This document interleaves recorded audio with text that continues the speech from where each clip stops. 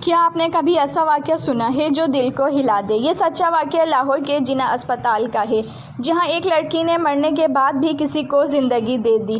یہ کہانی سن کر دل رو پڑے گا۔ ماہ نور کی آخری خواہش۔ جناح اسپتال کا سچا واقعہ۔ لاہور کے جناح اسپتال کی ایمرجنسی میں رات کا آخری پہر تھا۔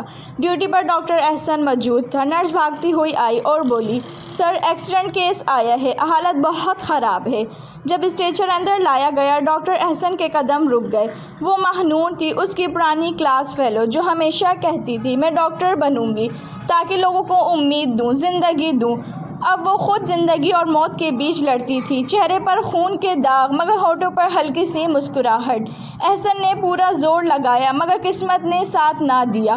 ماہ نور دنیا چھوڑ گئی۔ نرس نے بتایا کہ اس کے بیگ سے ایک ڈائری ملی ہے، پہلے صفحے پر لکھا تھا، اگر میں زندہ نہ رہوں تو میری آنکھیں کسی اور کو دے دینا۔ 2 دن بعد اسی اسپتال میں ایک نابینا بچی لائی گئی جسے ماہ نور کی آنکھیں لگا دی گئیں۔ جب اس نے پہلی بار اپنی ماں کو دیکھا، وہ مسکرا کر بولی، امی دنیا کتنی روشن ہے۔ ڈاکٹر احسن کی آنکھوں سے آنسو بہہ نکلے۔ اس نے آسمان کی طرف دیکھا اور دھیرے سے کہا، ماہ نور تم واقعی زندہ ہو۔ پیغام، کچھ لوگ دنیا چھوڑ جاتے ہیں مگر ان کی نیکی ہمیشہ زندہ رہتی ہے۔